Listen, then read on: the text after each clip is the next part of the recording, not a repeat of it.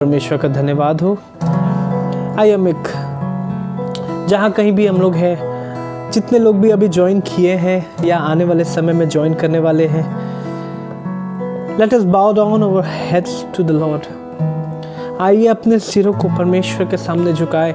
वो जो महाराजाधिराज है, वो जो चुल्लू में समुद्र के पानी को नाप लेता है, वो पहाड़ियों को जो तराजू में नाप लेता है, जो आसमान को एक ओर से दूसरी ओर जैसे कोई तंबू को फैलाता है वैसे वो फैला लेता है। जब वो बोल उठता है तो पृथ्वी पिघल जाती है। उस महान परमेश्वर, तेजों में परमेश्वर, जिसको अपने आप को अंधियारे में छिपाना पड़ता है क्योंकि वो इतनी तेज ज्योति है कि मनुष्य अपनी नेकेड आइज से उसको देख के जीवित नहीं रह सकता। उस परमेश्वर के पास आप और मैं उपस्थित है। So come and let us adore him. Let us give praises to him. यदि आप इससे पहले जो प्रभु के दास और दासी मैसेज शेयर कर रहे थे, यदि उसमें आप थे तो आपने सुना होगा कि कैसे परमेश्वर के वादे अटल और सच्चे हैं।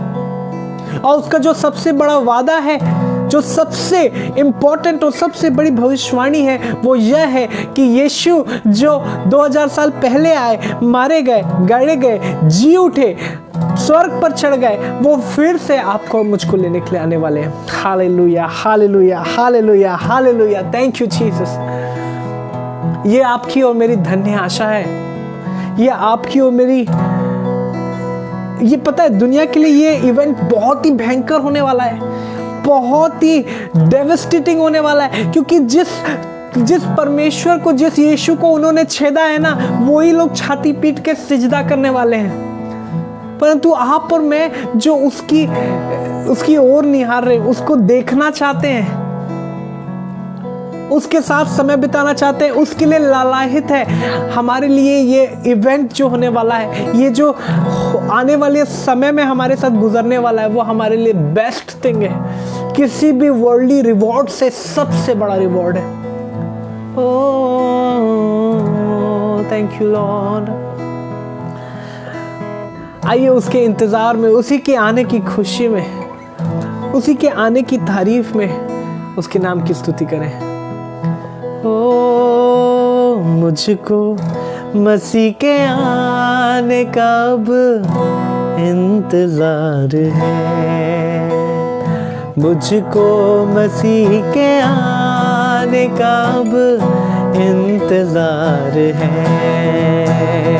ख्वाबों में, ख्यालों में वो दिल के पास है, ख्वाबों में, ख्यालों में वो दिल के पास है।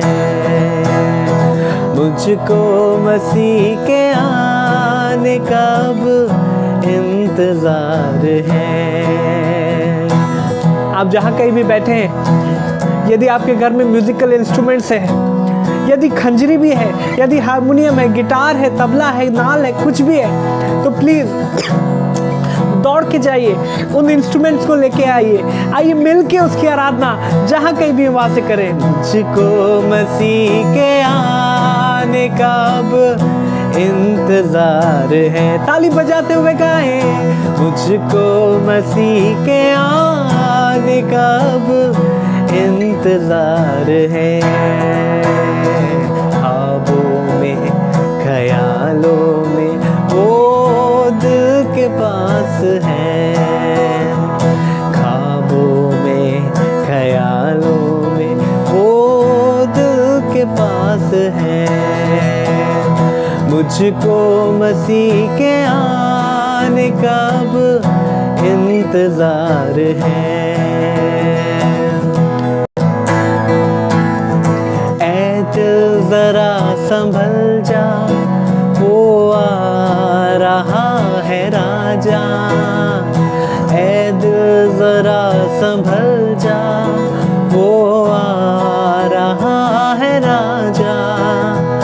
कहना उसी से जो भी तेरे दिल में आज है, कहना उसी से जो भी तेरे दिल में आज है। ख्वाबों में ख्यालों में वो दिल के पास है। ख्वाबों में ख्यालों में वो दिल के पास है। मुझको मसीह के आने का अब इंतजार है। मुझको मसीह के आने का अब इंतजार है।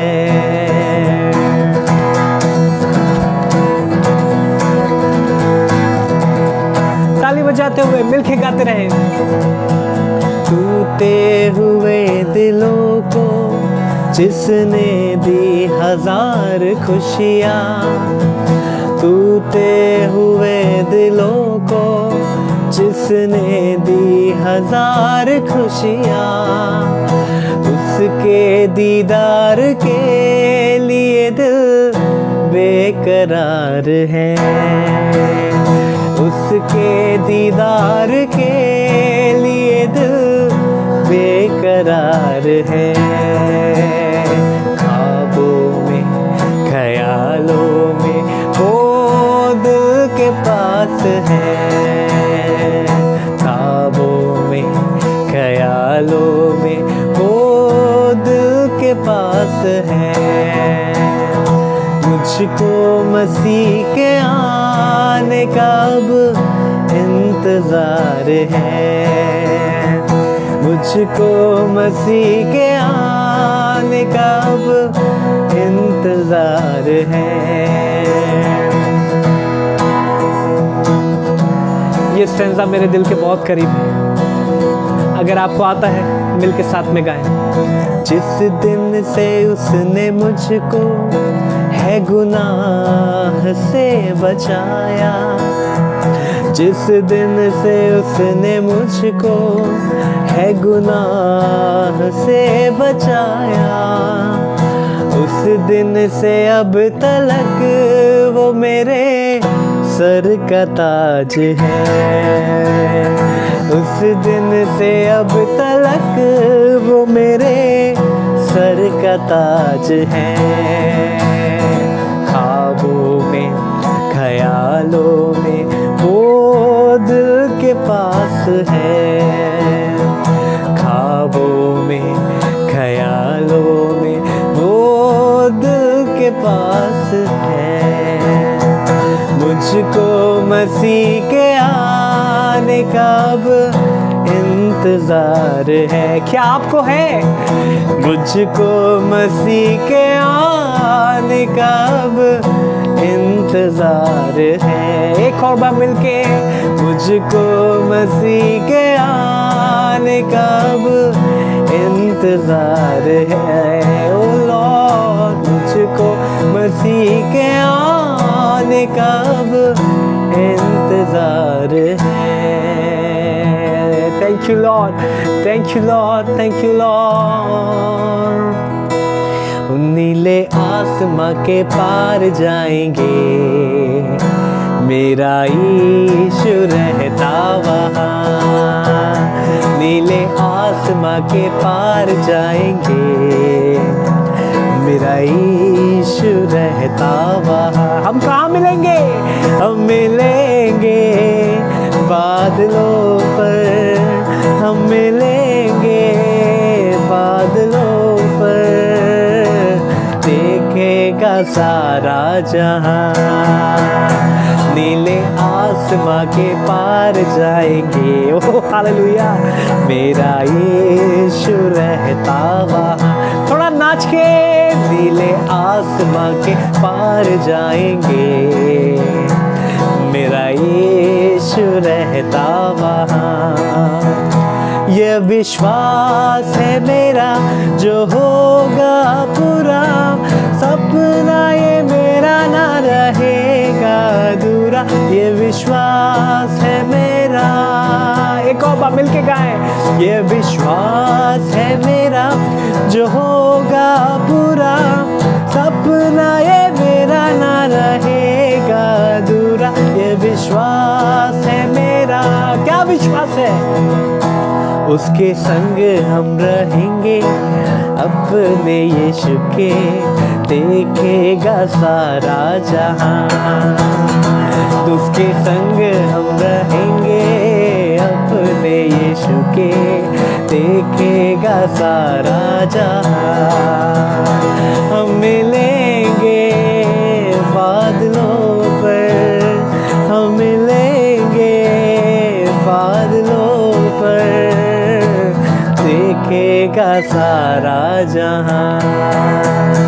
नीले आसमां के पार जाएंगे, मेरा यीशु रहता वहाँ। नीले आसमां के पार जाएंगे, मेरा यीशु रहता वहाँ। उसका कोई भी वादा न होगा अधूरा, हर एक वादा उसका होता है पूरा। उसका कोई भी वादा, उसके आने का वादा भी होगा पूरा, देखेगा सारा जहां। उसके आने का वादा भी होगा पूरा, देखेगा सारा जहां। हम मिलेंगे, हम मिलेंगे बादलों पर, हम मिलेंगे बादलों पर, देखेगा सारा जहां। नीले आसमां के पार जाएंगे, मेरा यीशु रहता वहाँ। नीले आसमां के पार जाएंगे, मेरा यीशु रहता वहाँ। अगर विश्वास है तो मेरे साथ मिलके गाएं। अपने पाप अपराध की बात मत करें, उसके उद्धार की बात करें। He's capable, He's capable, He's capable। वो योग्य है, वो सामर्थ्य है कि आपके पाप के जाल से, पाप के बंधन से, एडिक्शन से आपको निकाल के अपने योग्य बना सके। उसके हाथ में जो भेड़ें जाती है ना, उनमें से एक भी खोने नहीं पाती है,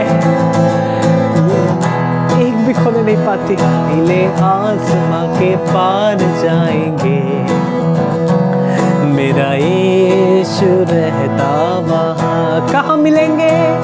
हम मिलेंगे बादलों पर, हम मिलेंगे बादलों पर, देखेगा सारा जहां।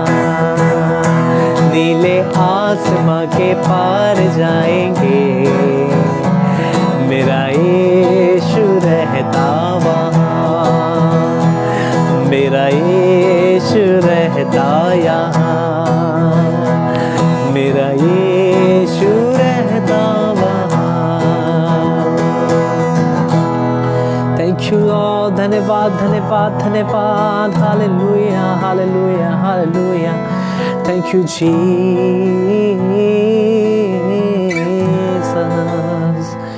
प्रभु जी, हम आपका इंतजार कर रहे हैं लॉर्ड। हाँ पिता, ये बात सच है कि यदि आज रात आप आ जाते हैं प्रभु, या आज रात हमारा प्राण ले लिया जाता है प्रभु, हम इस योग्य नहीं है प्रभु कि हम स्वर्ग जाएं प्रभु। हम इस योग्य नहीं है कि उस इटर्नल अबोर्ड में जाए पिता, जहाँ दूध और मधु की धाराएं बहती है प्रभु, जहाँ पिता कोई आंसू नहीं पिता परमेश्वर, कोई दुख नहीं पिता, कोई भूख नहीं, कोई प्यास नहीं पिता, जहाँ गरीबी तंगी बदहाली नहीं है पिता परमेश्वर। वहाँ जो मकान है वो ईंट और पत्थर के नहीं है पिता। वहाँ के पेड़ पिता मुरझाते नहीं, वहाँ पत्तियां पिता मुरझाती नहीं, 12 महीने 12 प्रकार के फल देती है प्रभु जी। वहाँ का पानी डुबाता नहीं है पिता, आग जलाती नहीं है प्रभु जी। ना सूरज है ना चांद है, आपकी रोशनी से वो जगह रोशन है मेरे खुदा। उस जगह जाने के कतई योग्य नहीं है पिता हम लोग। बस धन्यवाद आपके अनुग्रह का, तेरे अनुग्रह का, तेरे अनुग्रह का, आपके अनुग्रह से प्रभु वो जगह हमें दी गई है प्रभु यीशु, आपके लहू के द्वारा, आपके नाम के द्वारा। अब बस इतना हो प्रभु, उस जगह के योग्य काम करें पिता परमेश्वर। जिस पवित्रता में हम बुलाए गए हैं, जिस लहू से धोए गए, शुद्ध किए गए हैं, उसमें बने रहे मेरे पिता परमेश्वर। हम अपने आप को शुद्ध करके आपके पास नहीं आ सकते प्रभु, शुद्ध करके आपने तो ले आया है हमें अपने आप आपके पास प्रभु। हमें इस स्टेटस को बनाए रखने में सहायता कर प्रभु, क्योंकि शैतान तो फाड़ खाने वाले सी किनारे रास्ता देख ही रहा है प्रभु कि कब किसको भर दबोचे प्रभु जी, कब किसको खा जाए प्रभु जी, कब किसके जी को पिता परमेश्वर भयभीत कर दे प्रभु। पर हम आपके लहू पे कॉन्फिडेंट है प्रभु, हम आपकी बढ़ाई हुई भुजा पे कॉन्फिडेंट है पिता। हम जानते हैं कि जो हमसे प्रेम रखता है वो सामर्थी है। हम जानते हैं कि जो हमारे अंदर है वो उससे, जो संसार में उससे बहुत बहुत बहुत सामर्थी और बड़ा है प्रभु। Take full control Lord, take full control Lord. हम अपना सब कुछ आपको देते हैं प्रभु जी। Take full control father God. एक भी चीज इसमें से हमारी ना रह जाए प्रभु, हम हमारे ना रह जाए प्रभु। आप बढ़े, हम घटे प्रभु, और घट घट के खत्म हो प्रभु, और आप ही आप जीवित रहे मुझ में और हम में पिता।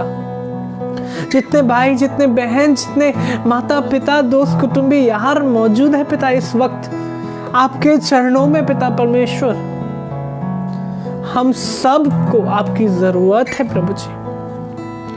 We are ready to give it all, Lord.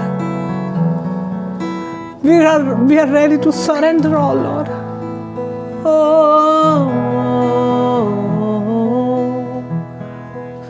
सब मैं देता हूँ,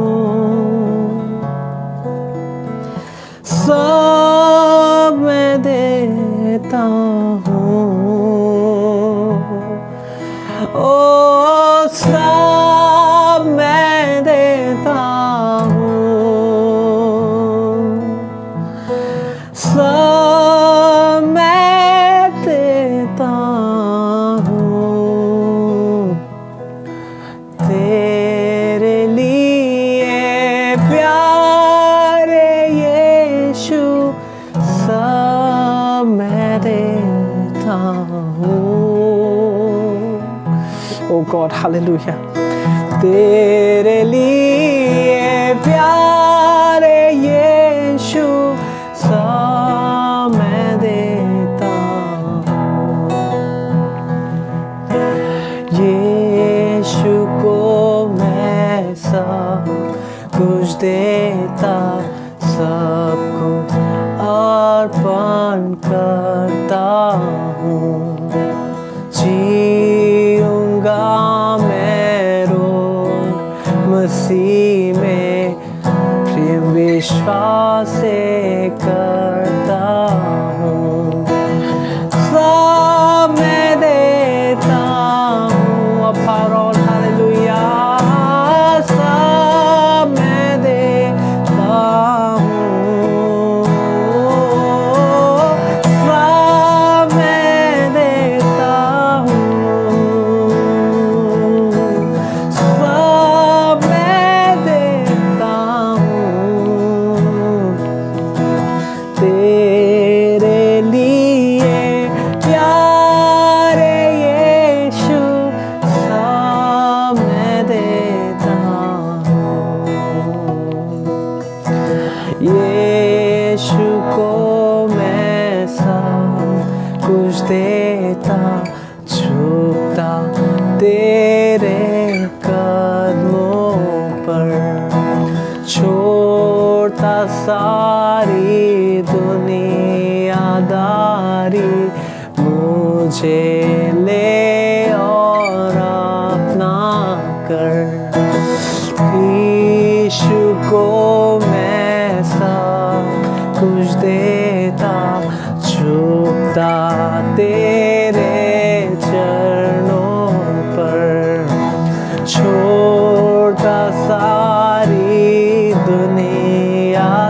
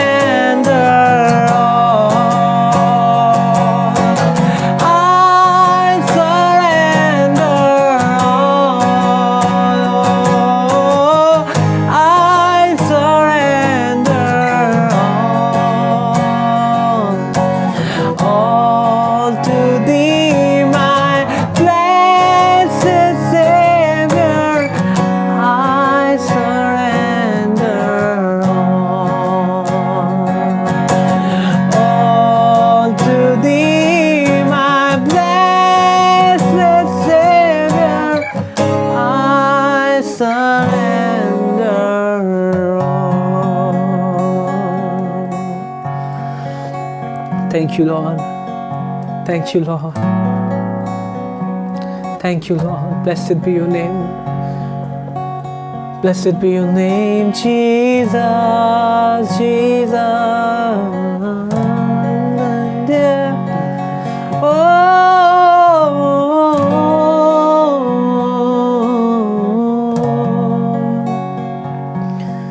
Thank you, Lord. इस शाम के लिए आपका धन्यवाद पिता परमेश्वर, जो अपनी बड़ी दया से हमको दिया है पिता। इस शाम में पिता हमसे बोलिए, बातचीत कीजिए पिता। हम आपकी सुनने के लिए बैठे पिता, किसी और की नहीं प्रभु, मन गढ़ंत कहानियां और बातें नहीं पिता। आपके प्योर रॉ वर्ड को सुनना चाहते हैं पिता, जो हमारे मन को बदले, हमारे जीवन को बदले, ऊंचा नीचा सब कुछ समतल करे पिता। Thank you Lord. यीशु के नाम से मांगते और पाते हैं, आमीन। अब सबको प्रेज द लॉर्ड। फिर से परमेश्वर का धन्यवाद हो कि उसने हमको फिर से ये मौका दिया है कि हम उसके वचन से कुछ सीख पाएंगे और उसकी आराधना में भी हमने जो समय बिताया, मैं विश्वास करता हूँ, मैं नहीं जानता कि आपने कितना समय बिताया, मैंने तो उसकी आराधना में समय बिताया और मैं इसके लिए आनंदित हूँ। इसलिए नहीं कि वर्शिप बहुत अच्छी है, इसलिए क्योंकि हम जिसकी वर्शिप कर रहे हैं ना, वो बहुत अच्छा है। He is the best. उसका कोई जवाब नहीं है, उसका कोई कंपैरिजन नहीं है। हम पृथ्वी की कौन सी ऐसी वस्तु है, क्या सोना, क्या चांदी, क्या बहुमूल्य पत्थर, किस चीज़ से उसकी कंपैरिजन करें? या कौन ऐसा मनुष्य है, या कौन ऐसा संत है, या कौन ऐसा महापुरुष है जिससे हम यीशु मसीह का कंपैरिजन करें? वो जिसने इस सोना, मूल्यवान और ये सारी चीज़ों को बनाया है, जिसने मनुष्य को बनाया है, उसकी हम तुलना किससे करेंगे? इसलिए वर्शिप करने वाला, या वर्शिप जो गीत है, या गीतों की ट्यून है, या गिटार है, म्यूजिक है, ये अच्छा हो ना हो, don't worry about this. But when you sit in the presence of the almighty God, आपको बस इतना पता रहना चाहिए कि आप एक अच्छे और महान परमेश्वर की आराधना में बैठे हैं। आप और मैं, हम सब कुछ ऐसी बातों को सीख पाए वचन से, जो शायद आपको आती है, जो शायद आपने पहले भी सुना है, परंतु यदि परमेश्वर ने आज ये वचन हमारे लिए ठहराया है कि हम ये वचन सुने, तो मुझे विश्वास है कि फिर से परमेश्वर आपको और मुझको उन बातों को रिमाइंड करवाना चाहता है जो हम भूल चुके हैं। एक छोटी दुआ करते हैं। पिता परमेश्वर, हम आपके पास आते हैं और शुक्रिया करते हैं खुदावंद कि आपने फिर से हमें मौका दिया है कि अपने दूर बैठे भाई बहनों को, जिनको शायद हम फेस टू फेस जानते भी नहीं पिता, जिनकी पर्सनल लाइफ जानते भी नहीं हैं, उनके साथ मिल के मौका दिया है कि हम आराधना और वचन में समय बिता पाए। तो होने दीजिए प्रभु, यहाँ पे प्रेजेंस आपकी है पिता परमेश्वर, इसलिए आप टोटल कंट्रोल में रहिए प्रभु। जिसके हृदय में बात करना है, जो बात करना है वो करिए प्रभु। मैं तो सिर्फ जरिया हूँ प्रभु, मेरा मुंह सिर्फ एक इंस्ट्रूमेंट है प्रभु, but you are the composer, you are the creator पिता। तो आप टोटल कंट्रोल मेरी जबान का लीजिए प्रभु। इससे एक शब्द ऐसा ना निकले जो आपकी इच्छा के विरोध में हो पिता परमेश्वर। उसमें एक बात ऐसी ना हो जो मेरे मन की कहानी हो पिता परमेश्वर, या मेरे खुद की समझ हो, परंतु सब की सब आपका होने पाए पिता परमेश्वर। ना कोई बायस्ड होके कोई वचन होने पाए पिता, ना तो पिता परमेश्वर किसी को टॉन्ट करने के लिए वचन होने पाए प्रभु। प्योरली पिता आप पर डिपेंडेंट होने पाए। मैं आपसे हाथ जोड़कर विनती करता हूँ, विश्वास से इस प्रार्थना को मांगता हूँ, पा लेता हूँ, आमीन। आज का टॉपिक अगर आपने वचन निकालते समय पढ़ा होगा तो उस टॉपिक में लिखा था, As for me as and my household we will or we shall serve the Lord। पर मैं और मेरा घराना यहोवा ही की सेवा करेगा। आपको पता है कि ये फेमस वर्ड्स है, हमने बहुत बार सुना है, अपने घरों में, हमारे दरवाजों में इसको फ्रेम करा के लिखा हुआ है कि the Lord is the head of this family, as for me and my household we will serve the Lord। ये सब हम लोग सजावटी तौर से भी और अलंगों पर, दरवाजों पर और सब जगह चढ़ाते हैं, दीवालों पर लिखते हैं। धन्यवाद हो इस बात का, क्योंकि ये बात परमेश्वर ने लिखा है और कहा है कि ऐसा करना, वचन को बार बार अपने सामने रखना, चाहे उसको अलंगों पे लिखना, चाहे अपने माथे का टीका बना लेना, चाहे अपने लिए तावीज़ के समान उसको बना लेना, चाहे अपने हाथों पे लिखना पड़े, परंतु बार बार याद करने के लिए अच्छी बात है कि आपने उसको घर में रखा है और लिखा हुआ है। पर आज हम लोग फिर से रिमाइंड कराना चाहते हैं अपने जीवन में, क्या सचमुच में आप और मैं, मेरे घराने सहित खुदावंत की हम्द कर रहे हैं कि नहीं? खुदावंत की सेवा में अपने आप को निछावर करके रखे हैं कि नहीं? कुछ और सवालों के आंसर इस बार आपको आज की सेशन में शायद मिले। जैसे कुछ सवाल है कि कुछ लोगों का कहना होता है, क्या शादी करूं कि नहीं करूं? क्या शादी कर लूं तो बच्चे करना ज़रूरी है क्या? या बच्चे हो या ना हो उससे कोई फ़र्क पड़ता है क्या? कुछ लोगों का सवाल है, यार मुझको ओल्ड नहीं होना है। ओल्ड क्यों हो? कोई ओल्ड होके मरना नहीं चाहता। कुछ का सवाल है कि क्यों मैं अपने ग्रैंड चिल्ड्रंस के बारे में चिंता करूं, क्यों मैं आने वाली जनरेशन के बारे में चिंता करूं, अपनी लाइफ जी लूं यार, ये बड़ी बात है। तो आइए हम जब एंड में पहुंचेंगे तो मेरे को यकीन है कि आपको इन क्वेश्चंस के भी आंसर्स मिल जाएंगे। आइए हम अपनी बाइबल को खोलें। जिसके पास बाइबल नहीं है वो दौड़ के अपनी बाइबल ले आएँ। अगर फिज़िकल बाइबल ले आएँ तो बहुत अच्छा है, अगर नहीं है तब आप अपनी डिजिटल बाइबल खोल सकते हैं। और व्यवस्था विवरण उसका 10वां अध्याय और उसका 15वां वचन हम पढ़ने जा रहे हैं। व्यवस्था विवरण बुक ऑफ डिट्रोनॉमी चैप्टर 10 और उसका 15 वर्स हम पढ़ने जा रहे हैं, जहाँ यूँ लिखा है, तो भी यहोवा ने तेरे पूर्वजों से स्नेह और प्रेम रखा और उनके बाद तुम लोगों को जो उनकी संतान हो सब देशों के लोगों के मध्य में से चुन लिया, जैसा कि आज के दिन प्रकट है। मैं चाहता हूं एक बार फिर से आप ध्यान से इस बात को सुने और खुद भी पढ़ें। तो भी यहोवा ने तेरे पूर्वजों से स्नेह और प्रेम रखा और उनके बाद तुम लोगों को जो उनकी संतान हो सब देशों के लोगों के मध्य में से चुन लिया, जैसा कि आज के दिन प्रकट है। इसलिए अपने अपने हृदय का खतना करो और आगे को हठीले ना रहो। क्या आपको पता है, यदि आप एक फर्स्ट जनरेशन क्रिश्चियन है, मतलब क्या होता है फर्स्ट जनरेशन क्रिश्चियन? मतलब आप जो अभी सुन रहे हैं, आप अपने परिवार में पहले व्यक्ति हैं जिसने यीशु मसीह को उसका उद्धारकर्ता करके ग्रहण किया है।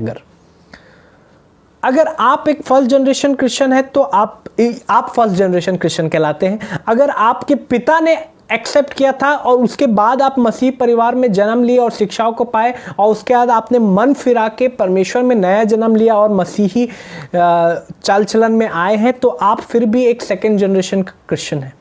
अगर आपके पिता के पिता परमेश्वर में पहली बार आए थे और उन्होंने अपने जीवन को दिया और उसके बाद आपके पिता उसी शिक्षा में आगे बढ़े और प्रभु को एक्सेप्ट करके अपने जीवन को दिए, फिर आप प्रभु को एक्सेप्ट करके अपने जीवन को दिए, तो आप एक थर्ड जनरेशन क्रिश्चियन है। मैं आपको ये कहना चाहता हूं, आप चाहे nth जनरेशन के क्रिश्चियन क्यों ना हो, क्या आपको पता है, क्या आपको इस बात का नॉलेज या क्या इस बात की जानकारी है कि आपके खानदान में, आपके कुनबे में, आपके घराने में कौन वो व्यक्ति थे जिसको फर्स्ट टाइम परमेश्वर ने छुआ और उसके कारण आप और आपका पूरा घराना, आपकी पूरी जनरेशन आज मसीह में पाई जाती है? देखिए, मैं ये नहीं बोल रहा हूं कि हर घराना जो क्रिश्चियन सरनेम रखता है वो मसीह में है।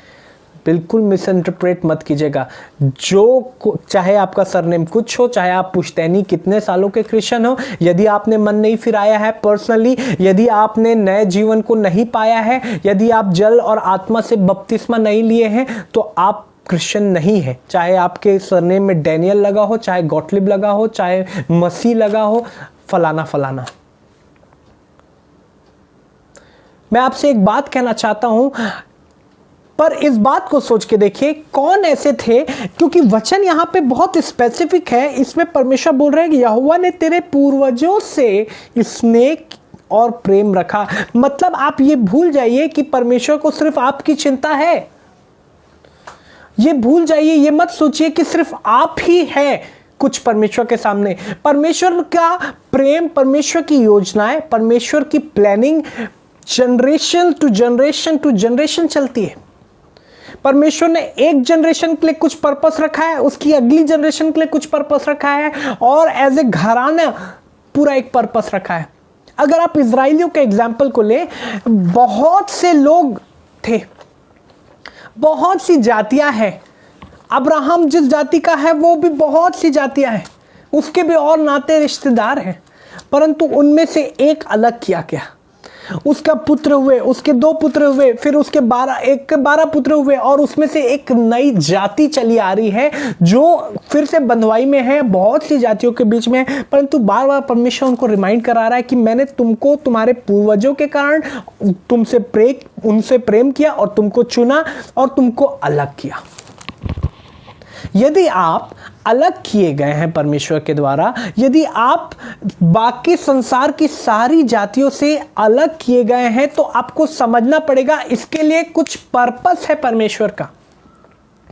खाली फोकट परमेश्वर एंटरटेनमेंट नहीं कर रहा है। परमेश्वर को मजा नहीं आ रहा है कि इस जाति को अलग नाम दे देता हूं और इससे कुछ कुछ कर, बस इसको अलग नाम देके अलग बना लेता हूं, उसको अलग नाम देके नहीं। हर जाति से, हर घराने से परमेश्वर की एक योजना है। अगर मैं एक गॉटलिब फैमिली का कहलाता हूं, हमारे जो 3rd जनरेशन पूर्वज और उस समय थे, हम लोग मिश्रा फैमिली से आते हैं, बनारस के साइड से और जो नैनी के साइड के उस साइड के। जब हमारा नाम हम लोग से छीन लिया गया क्योंकि परमेश्वर के प्रभु यीशु मसीह का दर्शन मिला, तब जब गॉटलिब फैमिली का अगर मैं कहलाता हूं, एज ए घराना, एज ए परिवार, परमेश्वर ने यूं ही अलग करके नहीं रखा हमको। परमेश्वर ने मेरे पूर्वजों से प्रेम किया है और हम लोगों को चुना है। क्यों चुना है? इजराइलियों को तो पता था कि उनको क्यों चुना गया है, और परमेश्वर बार बार बताते भी हैं कि मैंने क्यों तुमको चुना है, ताकि तुम जाओ, जिस देश को मैंने तुम्हारे लिए रखा है उस देश को कब्जा करो, उसको सबड्यू करो, उसके जो जातियां हैं उनका पूरी रीति से धरती पे से सर्वनाश करो, क्योंकि उन्होंने उस लैंड को गंदा कर दिया है और उनका पाप का घड़ा भर चुका है। परमेश्वर का पेशेंस लेवल जा चुका है। वो इतने बिगड़ गए कि बियॉन्ड रिपेयर है। परमेश्वर को मजा नहीं आता किसी को खत्म करने में, पर परमेश्वर उसको पृथ्वी से हटाता है और कट शॉर्ट करता है जो बियॉन्ड रिपेयर है। सदोम और गमोरा में बियॉन्ड रिपेयर सिन हो रहा था, तो वो रिवर्स नहीं किया जा सकता था, इसलिए पूरे लोगों को और पूरी जाति को खत्म करने की बात परमेश्वर के सामने आ गई। तो आपको और मुझको समझने की जरूरत है कि आपका और मेरा घराना क्यों चूज किया गया है, और ये बात मैं आपको नहीं बता सकता।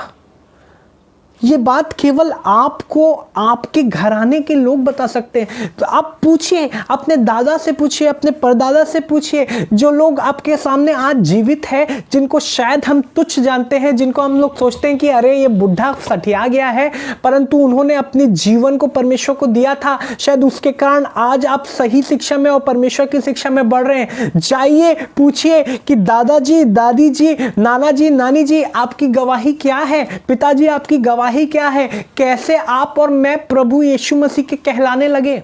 कैसे आपको और आपके पिता को परमेश्वर ने कैसे अन्य जातियों में से और बहुत सी हजारों करोड़ों जातियों में से अलग किया?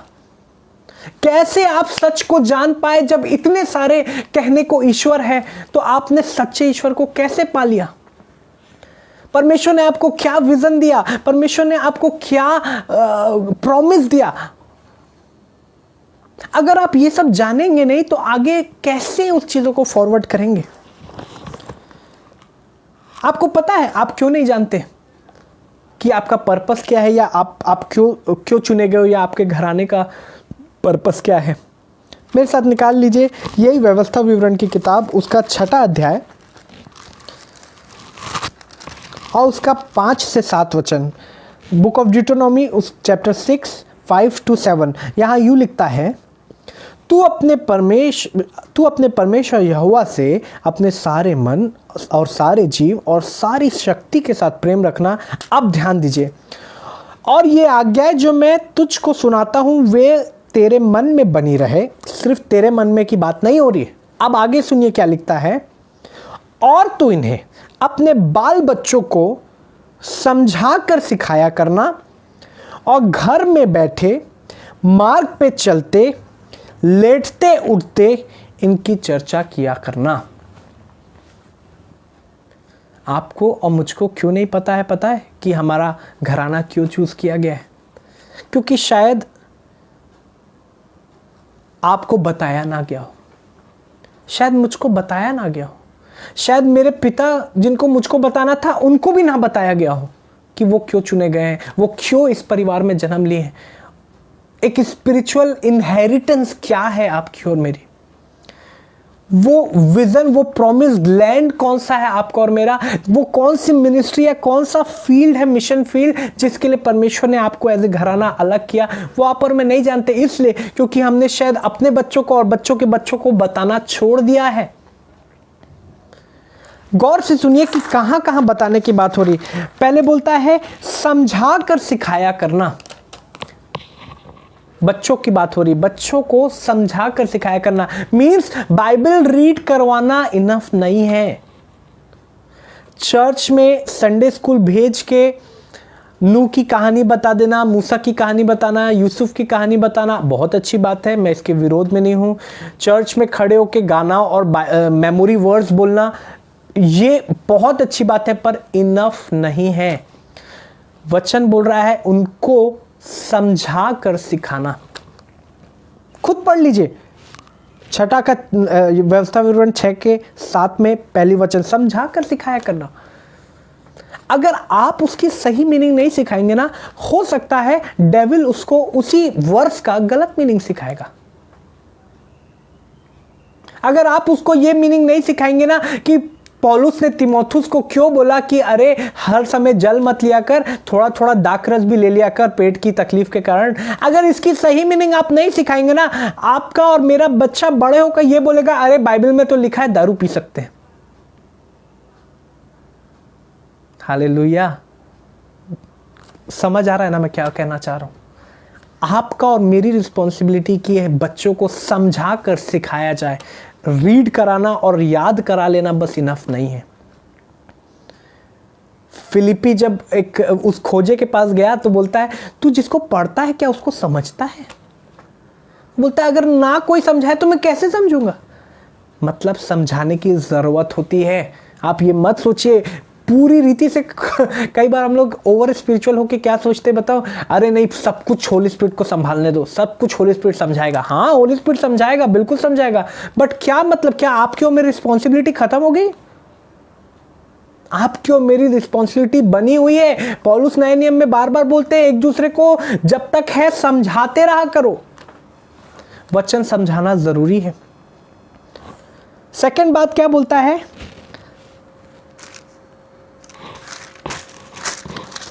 समझाकर सिखाया करना और घर में बैठे, सिटिंग एट होम। ये एक बहुत इंपॉर्टेंट फैक्टर है एक मसीही परिवार का। जब आप सब, हम सब एक साथ बैठे, जब बच्चे बैठे, और सबसे बेस्ट टाइम क्या होगा पता है, ये मे बी पॉसिबल है जब आप खाने के लिए बैठे।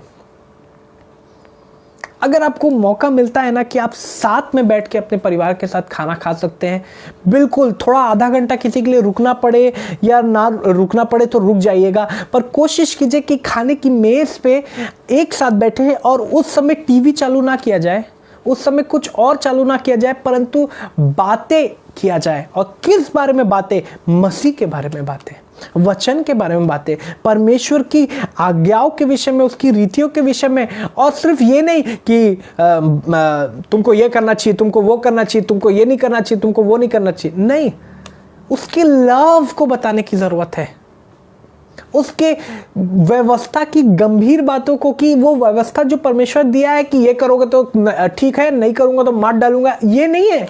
परमेश्वर की व्यवस्था यही है क्या आपने इतने समय के बाद ये नहीं समझा कि परमेश्वर की व्यवस्था दया से भरी हुई है, बार बार मौके देने से भरी है, अनुग्रह और ग्रेस से भरी हुई है। इसलिए ज़रूरी है आपको और मेरे को कि जब हम घर में बैठे, वचन लिखता है अपने बाल बच्चों को समझा कर सिखाया करना, और घर में बैठे आपके घर में इन बातों की चर्चा होनी जरूरी है। थर्ड चीज बोलता है मार्ग में चलते। आज का समय ऐसा आ गया है कि बच्चे मम्मी पापा के साथ नहीं जाना चाहते और मम्मी पापा बच्चों के साथ भी नहीं जाना चाहते। अलग अलग रीजंस है। कोई लोग सोचते हैं कि बच्चों को ले जाएंगे, वहाँ क्या है, बहुत हल्ला करेंगे, ये करेंगे वो करेंगे। कई बार चर्च नहीं ले जाना चाहते आप अपने बच्चे को कि अरे बहुत रोता है, परेशानी होता है, ये होता है वो होता। Please don't do that. क्योंकि चर्च जाना वो बड़ी बात नहीं। आप रास्ते में जब चल रहे हैं ना, चाहे चर्च जा रहे हैं या बाजार जा रहे हैं, जब रास्ते में चल रहे हैं उस समय आपके पास समय है कि आप अपने बच्चे से बात करें। आप अपनी नेक्स्ट, सिर्फ बच्चे की बात नहीं हो रही, आपके पोतों नाती पोतों की भी बात हो रही। उनसे बात करें, उनको टीच करें, उनको सिखाएं। पता है आजकल क्यों भी हम लोग चाहते हैं कि बच्चे हमारे साथ ना जाए। हो सकता है आप ऐसी जगह जा रहे हैं, आप ऐसी जगह के मार्ग में हैं जहां आप नहीं चाहता आपके बच्चे आपको फॉलो करें। क्योंकि आप जब मॉर्निंग वॉक के बहाने से जा रहे हैं और सिगरेट का कश लगा रहे हैं ठेले में, आप नहीं चाहते आपका बच्चा आपके साथ रहे। आप जब शाम को निकल रहे हैं, चलते चलते जा रहे हैं, इसलिए बाहर जा रहे हैं ताकि एक दारू की बोतल ले लें, या इसलिए आप बाहर जा रहे हैं कि थोड़ा अपने लिए भी क्लब में टाइम बिता ले, बार में टाइम बिता ले, या अपने लिए कुछ खैनी गुटखा ले लें। उस समय आप अपने बच्चों को ले जाना नहीं चाहेंगे, और बहुत अच्छी बात है नहीं ले जाना चाहते, पर आप ये काम भी फिर इसीलिए नहीं कर पाते हैं कि आप राह में चलते हुए अपने बच्चे को शिक्षा नहीं दे पाते। क्योंकि शायद आप और मैंने उन राहों पे अपने कदमों को रखा है जिसमें हम चाहते ही नहीं, और चाहते ही नहीं कि अपने बच्चे भी हमारे उस राह में फॉलो करें। मार्ग में चलते हुए शिक्षा देना परमेश्वर इसलिए बोल रहा है ताकि पहले उस राह में चलना हम सीखे जिस राह में सही है चलना, उसके बाद ही हम उस राह में अपने बच्चे को भी चला के उसको शिक्षा दे पाएंगे। Hallelujah, hallelujah, praise the Lord. और तू इन्हें अपने बाल बच्चों को समझा कर सिखाया करना, नंबर 1, और घर में बैठे, नंबर 2, मार्ग में चलते, नंबर 3, लेटते उठते इनकी चर्चा क्या करना। मेरे को लगता है अभी के जो 3 ऊपर में हम लोग बोले ना, मेरे लिए अगर मैं पर्सनली बोलूँ तो ये 3 हो सकता है मेरे लिए इजी हो, पर ये चौथा जो है ना, लेटते और उठते, वो सबसे ज़्यादा कठिन है। आज की जनरेशन के लिए खासकर सबसे ज़्यादा कठिन है। क्यों बताऊँ? क्योंकि ये जो टाइम है ना, लेटने और उठने का टाइम, इस समय सबसे ज़्यादा अगर सोने से पहले हम लोग एक काम करते हैं तो वो ये नहीं है कि हम अपनी पत्नी या पति या अपने बच्चों से बात करते हैं, वो ये है कि हम अपने अपने मोबाइल में उस समय सर्फ करते हैं, अपने अपने मोबाइल को हाथ में रखते हैं। जब तक कि आंखें थोड़ी नींद में ना आ जाए और थक ना जाए, तब तक हम उसको सर्व करते जाते हैं, आगे बढ़ाते जाते हैं। उस समय हम अंदर में ये फील करते हैं यार दुनिया भर को मैंने इतना टाइम दिया है, ये टाइम मेरा है, ये मेरी प्राइवेसी का टाइम है। और उस समय हम लोग सबसे ज़्यादा समय मोबाइल को देते हैं। आपका तो नहीं पता, मैं देता हूँ, ये फैक्ट है, इसीलिए मैं कह रहा हूँ ये वचन मेरे लिए भी है। पर ये नहीं चलेगा।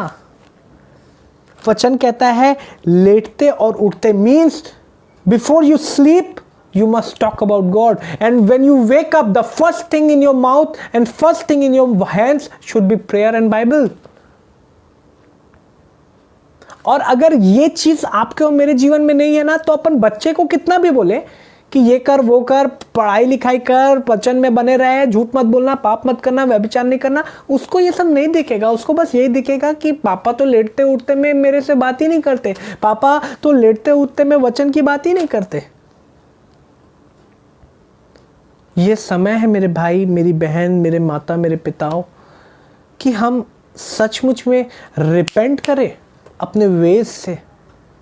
बच्चे को सिर्फ रटवाइए मत, समझाइए। घर में बैठ के उसकी वेदी में परमेश्वर के लोगों के उस वेदी में आराधना करना सीखिए और सिखाइए। उनको प्रार्थना करना सिखाइए। कैसे अपनी दिल की बात खुदावन के सामने रखी जाती है उनको सिखाइए। कैसे चलते हुए मार्ग में, जिस मार्ग में, सही मार्ग में अगर आप चल रहे हैं तभी वो अपने बच्चे को उस मार्ग में लेके जाएंगे। और उस मार्ग में भी कैसे परमेश्वर की शिक्षा को देते रहना है, कैसे लेटते और उठते में परमेश्वर की इच्छा को उनको बताना है। एक बात समझिए, क्रिश्चियन लाइफ जो है ना, सोलो लाइफ नहीं है, ये अकेले का जीवन नहीं है। आइए अपन अपने फेमस वाले वर्ड में आ जाए, जो सबसे फेमस है यहोशू, उसका 24 अध्याय, उसका 15वां वचन। और यदि यहोवा की सेवा करनी तुम्हें बुरी लगे तो आज चुन लो कि तुम किसकी सेवा करोगे, चाहे उन देवताओं की जिनकी सेवा तुम्हारे पुरखा महानद के उस पार करते थे, और चाहे एमोरियों के देवताओं की सेवा करो जिनके देश में तुम रहते हो। परंतु मैं तो अपने घराने समेत यहोवा ही की सेवा नित्य करूंगा। हालेलुया, हालेलुया, आमीन। ये बोलना बहुत आसान है, ये ऊंची आवाज में ऐसा बोलना और ड्रामेटिक बनाना इजी है, पर आप और आपका घराना सेवा कैसे करेगा जब आप अपने आप में बहुत, सच बात है, अच्छी बात है अगर आपको बहुत ज्ञान है, आपको बहुत परमेश्वर की ललाहित है, आप परमेश्वर के लिए, बहुत अच्छी बात है, गुड, वेरी गुड। पर आपके घराने का क्या? अगर आपका घराना खुद ही से मसीह में आ गया होता ना, खुद ही से सब कुछ हो जाएगा ना, तो परमेश्वर क्यों बोलता कि नहीं, उठते फिरते चलते बैठते लेटते सोते अपने बाल बच्चों को बताओ। हाँ, ये बात सच है कि आप कितना भी बता दें, उद्धार में अनुग्रह से ही आएंगे। जब तक कि पर्सनल कन्विक्शन नहीं होगा, आप अपने बच्चे को फोर्स नहीं कर सकते परमेश्वर में आने के लिए। बट इसका मतलब ये कतई नहीं है कि आप शिक्षा देना छोड़ दें, आप उनको खुदावन के वचन के रियल ट्रूथ्स को बताना छोड़ दे। आज वो समझेंगे नहीं, आज वो एक्सेप्ट नहीं करेंगे, पर ये बात उनके दिल में घर कर लेगी। और जिस दिन खुदा का फजल हो जाएगा ना, और जिस दिन उनको समझ आ जाएगा कि वो बातें सच्ची थी, तब उन लोगों को भटकना नहीं पड़ेगा सच्चा वर्ड कहाँ है, क्योंकि आपने पहले ही अपने बच्चे के अंदर में सच्चा वर्ड को पंप करके रखा होगा। तब उसको ये प्रयोजन नहीं होगा कि 4 धर्म गुरुओं के या कोई बहुत बड़े प्रॉफिट्स या इवेंजलिस्ट और ये लोगों के नीचे पीछे घूमते रहे वचन सीखने के लिए, क्योंकि आपने बचपन से ही उसके अंदर वचन को पंप कर करके उसको ऐसा बना दिया होगा कि जिस दिन परमेश्वर उनको वचन बूझने की, समझने की बुद्धि खोल देगा, वचन उनके पास हृदय में अवेलेबल होगा। सोच के देखिए, सिर्फ परमेश्वर का काम नहीं है, उसकी इच्छा में। और ये मत सोचिए कि नहीं पता उसकी इच्छा में है कि नहीं मेरे मम्मी पापा बचेंगे कि नहीं पता उसकी इच्छा में है कि नहीं कि मेरे बच्चे बचेंगे कि नहीं। अरे भाई, जब परमेश्वर कह रहा है घराने की बात, तुम्हारे बाल बच्चों नाती पोतों की बात कर रहा है, तो क्या नहीं लगता आपको कि परमेश्वर की इच्छा है कि आपका घराना उसकी सेवा करे? तुम विश्वास करोगे तो तुम्हारा घराना उद्धार पाएगा। क्यों घराने की बात कर रहे हैं भाई आप, बाइबल के लिखने वाले, आप क्यों घराने की बात कर रहे हैं? मैं विश्वास कर रहा हूं ना, मेरी बीवी विश्वास कर ली, हो गया काम? नहीं, तेरा घराना उद्धार पाएगा। क्यों बोल रहा है? कुरनेलियस के घराने की बात क्यों कही जा रही? क्योंकि परमेश्वर चाहता है आप as a whole family, as a whole household, आप परमेश्वर के साथ आए। मेरे परिवार साइड से हम लोग गॉटलिब्स है, मेरी वाइफ रॉबिन्सन्स है, मेरी बुआ स्टीफन है, मेरे चाची साइड से जो है वो लाल हैं, मेरी भाभी साइड जो है वो चौधरी हैं। ये सारे मेरे घराने में आते हैं और इन सब के साथ सेवा करना ही सच्ची सेवा है परमेश्वर के सामने। दुनिया भर में आप और मैं प्रचार करें, मैं इसके लिए ये नहीं बोलता कि आप दुनिया में प्रचार मत करिए, बिल्कुल कीजिए, पर अपने घराने के लिए अगर बोझ ना रखे तो क्या फायदा?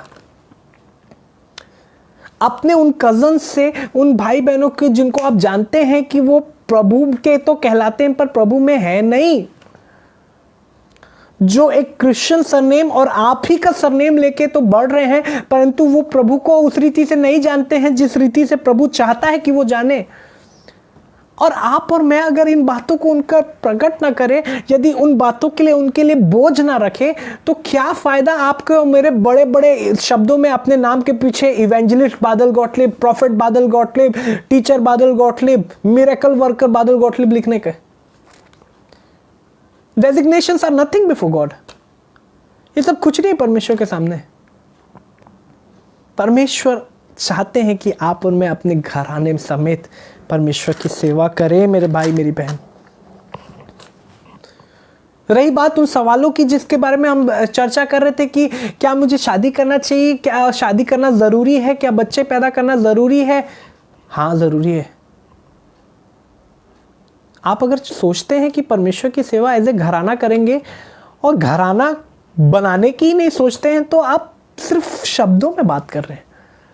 इसलिए बस बच्चे मत पैदा करने की सोचिए कि अरे यार फिर तो बस हम लोग बंद जाएंगे, कहीं घूम नहीं पाएंगे, ये नहीं कर पाएंगे, वो नहीं कर पाएंगे, क्या ऐसा वैसा। सोचिए कि आप और आपका आने वाली जनरेशन्स परमेश्वर की सेवा में अर्पित होगी। इससे बड़ा सेवा आप क्या कर सकेंगे? एक छोटे नन्हे जान को, एक बच्चे को आप एक मसीही घराने में उसको बड़ा करेंगे और उसको शिक्षाओं को देंगे, और वो परमेश्वर के अनुग्रह जरूर उस पर होगा आपकी दुआओं के कारण और परमेश्वर के अनुग्रह के कारण, और वो जरूर परमेश्वर के लिए बड़े बड़े काम करेगा। तो क्या ये आप नहीं चाहते अपने घराने से? अगर ये नहीं चाहते हैं तो आप और मैं सेल्फिश है। आप और मैंने हमारी बात सोचा, हमने बस ये बोला मैं यहोवा ही की सेवा करूंगा। आप ये वर्ष कभी मत बोलना मैं और मेरा घराना यहोवा की सेवा करेगा, क्योंकि आप और मैं उस हिसाब से काम नहीं कर रहे, उस हिसाब से हमारा थॉट और प्लानिंग नहीं है कि हमारा घराना सेवा करे। ओल्ड क्यों होना है? कौन ओल्ड होना चाहता है? ओल्ड इसलिए होना है कि आपने जो सीखा है परमेश्वर, आप अगर फर्स्ट जनरेशन क्रिश्चियन है, आप पहले जो है जो अपने परिवार में विश्वासी है, सोच के देखिए आप जब बुजुर्ग हो जाएंगे तो आपके बच्चे, आपके बच्चों के बच्चे होंगे जिनको आप सिखा सकते हैं। एक छोटे बच्चे जो होते हैं ना, जो 2, 3, 4, 5 साल या थोड़े समय के होते हैं, उनको माँ बाप जितना नहीं देख पाते। न्यूक्लियर फैमिली की बात नहीं कर रहा हूँ जिसमें जॉइंट फैमिली होती है, जो आसपास रहते हैं नाना नानी, खासकर तब जिसमें जितना माँ बाप नहीं टाइम दे पाते उतने नाना नानी दादा दादी टाइम देते हैं, क्योंकि मम्मी पापा को जॉब करना रहता है। Be excited being a grandfather, be excited being a grandmother. क्यों? इसलिए कि आपके दांत ढीले होंगे या बाल पक जाएंगे? नहीं, इसलिए क्योंकि आप अपने बाल बच्चों के बच्चों को, एक जनरेशन को, खुदा के जो ट्रेजर्स है जो आपने अपने जीवन में अर्जित किए, वो आप उनको पास ऑन करेंगे। वो स्पिरिचुअल इनहेरिटेंस आपके पास शायद उनको देने के लिए घर नहीं होगा, बंगला नहीं होगा, बहुत जायदाद और बैंक बैलेंस नहीं होगा, कोई बात नहीं, वो आपके बच्चे कर लेंगे, वो आपके बच्चों के बच्चे कर लेंगे या नहीं भी करेंगे, इट डजंट मैटर। आप उनको मोती दीजिए, मोती, खुदा के कलाम का सोना दीजिए उनको, और वो बहुमूल्य है, सोना और चांदी से भी उत्तम है। हालेलुया। एक्सपेक्ट कीजिए, प्रभु से मांगिए कि प्रभु मुझको दीर्घायु देना, मुझको लंबी उम्र देना प्रभु, कि मैं अपने बेटे बेटियां, नाती पोतों पर पोतों को देख पाऊं, ताकि और जो कुछ तूने मुझको दिया है उन पर मैं ट्रांसफर कर पाऊं, उनको मैं उंडेल पाऊं उन लोगों पे, ताकि हमारा घराना एज ए फैमिली हम लोग आपकी सेवा करें प्रभु जी। ये बात एकदम सच है, चाहे आप पहली जनरेशन के क्रिश्चियन हैं, चाहे nth जनरेशन के क्रिश्चियन हैं, या आपने अभी तक प्रभु को अगर नहीं जाना है, यदि आपको प्रभु की चाह है, यदि आपसे वचन इस वक्त बात कर रहा है कि यीशु मसीह भी कोई है, यीशु मसीह भी कोई है, मेरे भाई मेरी बहन, मैं आपको एक बात बताना चाहता हूँ। आप चाहे किसी भी धर्म, किसी भी जाति, किसी भी भाषा के बोलने वाले हों, आपसे यीशु मसीह प्यार करते हैं। वो इसलिए क्योंकि यीशु मसीह ही ने आपको बनाया है। आप और मैं जब पाप में पड़े थे तब यीशु मसीह हमारे लिए आए, हमारे लिए मारे गए, गाड़े गए, तीसरे दिन एक्चुअल में फिजिकल बॉडी में मृत्यु में से जी उठे, और आज भी जीवित है। और यदि आप आज उसको अपने दिल में अपनाना चाहते हैं, वो आज आपके लिए अपनी असीम शांति को लेके आपके दिल में आएगा। आप बीमार हैं, आप वो चंगे भी हो जाएंगे। आपको अगर किसी बात की तकलीफ है, वो आपकी तकलीफ को भी हटा देगा। पर मेरी बात को गौर कीजिए, ऐसा नहीं है कि आपके जीवन में तकलीफें नहीं आएगी, आपको चैलेंजेस नहीं आएंगे। हो सकता है घर वालों से थप्पड़ खाने पड़े, हो सकता है मारपीट हो आपके साथ, हो सकता है जान चली जाए, पर याद रखिएगा, जो ये आनंद यीशु आपके जीवन में आके देंगे ना, वो आनंद आप किसी और के पास पा नहीं सकते। पर वचन जो कहता है वो सच्चा है कि मेरी बहन, मेरे भाई, यदि आप विश्वास करेंगे, आपका घराना उद्धार पाएगा। इसमें कोई इफ, कोई बट और कोई कंडीशन अप्लाई नहीं है। होगा मतलब होगा ही होगा। परमेश्वर इस वचन पे आशीष दे। आइए हम छोटी सी प्रार्थना करें। खुदावंद पिता परमेश्वर, आपका धन्यवाद हो कि आपने हम सबों से बातचीत की है प्रभु। ऐसा होने दीजिए प्रभु कि हम अपने घराने समेत आपकी सेवा कर पाए, आपकी हमद कर पाए पिता परमेश्वर, शुक्रगुजारी कर पाए प्रभु। जितना समय हो सके प्रभु आपके साथ बिता पाए खुदावंद। इस जनरेशन में, आने वाले जनरेशन में और आने वाली 10th जनरेशन तक प्रभु, लोग श्रापों की बात करते हैं प्रभु कि ये इतने जनरेशन चलता है, उतने जनरेशन चलता है। मैं आपसे विनती करता हूं प्रभु, हमारी आशीष है प्रभु जी 10 जनरेशन 20 जनरेशन तक चल नहीं पाए प्रभु। हमें आप पर भरोसा है, मैं आपसे उम्मीदें हैं प्रभु। जिस भी भाई, जिस बहन ने प्रभु इस वक्त आपसे हृदय में प्रार्थना की होगी कि यीशु मेरे दिल में आ, प्रभु उनके दिल में आइए पिता, और उनको बताइए कि आप उनसे कितनी मोहब्बत करते हैं प्रभु जी, और आपके समान और आपके सिवा उनका कोई नहीं है प्रभु जी। सब बातों में आदर, इज्जत, महिमा आपको देते हैं प्रभु। उद्धार करता यीशु जी के नाम से मांगते और पा लेते हैं, आमीन। Thank you Lord. आप सबों को जय मसीह की। परमेश्वर आपको और मुझको आशीष दे।